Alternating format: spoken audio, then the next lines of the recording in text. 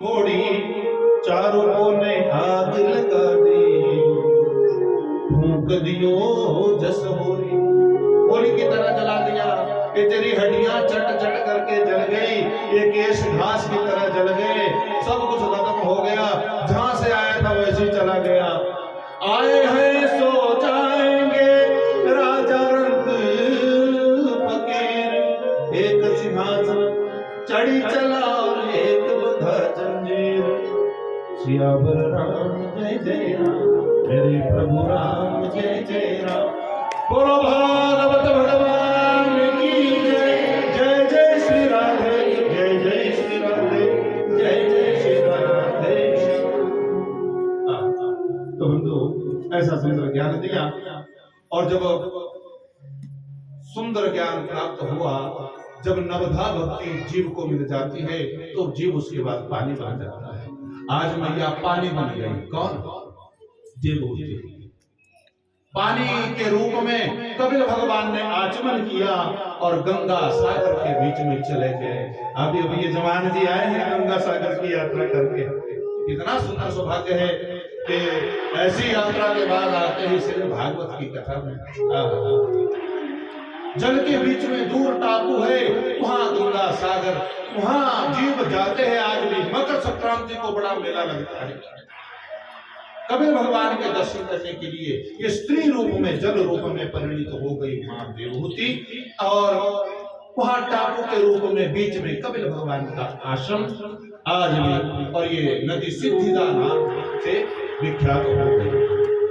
भगवान के बिहारी लाल। इसके बाद दूसरी बेटी का वर्णन आता है प्रसूति का। प्रसूति जो है तो दक्ष की पत्नी हुई, इनके सती नाम की कन्या हुई, जो शंकर भगवान की पत्नी हुई। शिव पुराण में आपने विस्तार से ये कथा सुनी है, यहाँ मैं इसका वर्णन नहीं करूंगा। तीसरी पुत्री है आकुति।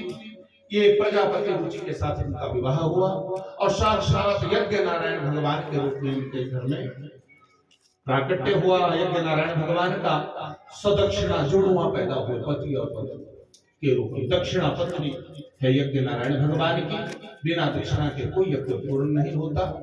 देखो कभी भी आप पूजा में बैठोगे, संकल्प लो, जब पैसे लो, ये नहीं क्या बहुत सारे पैसे लो, लेकिन वहां बिना दक्षिणा के वो संकल्प ही नहीं लगेगा।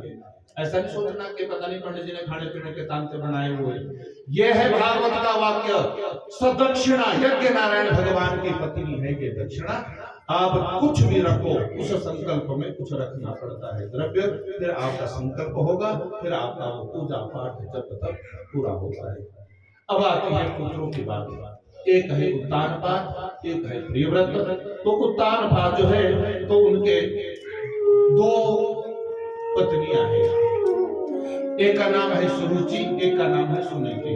आपने बहुत बार सुनी है ध्रुव की कथा, लेकिन मैं चलता हुआ स्पर्श करा दूं आपको इस कथा का।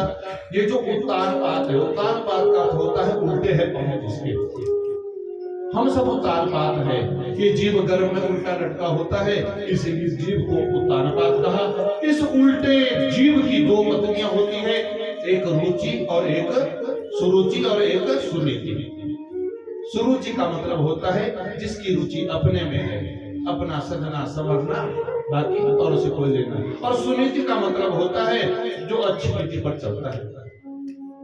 सुनीति का जो पुत्र है उसका नाम है ध्रुव, और अच्छी नीति पर जो जीवन में चलता है, ध्रुव का मतलब होता है अटल, उसका फल भी अटल होता है। और सुरुचि, जिसकी रुचि अपने में है, उसके पुत्र का नाम है उत्तम। उत्तम का अर्थ होता है, वो बोलते हैं ईश्वर को, तम बोलते हैं अंधकार को।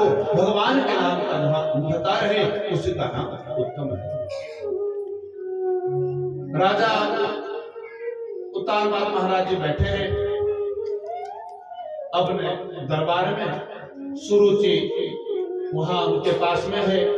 तो कथा यह है कि राजा लोग बहुत विवाह करते थे। पहले सुनीति के साथ विवाह हुआ, सुनीति बहुत अच्छी थी।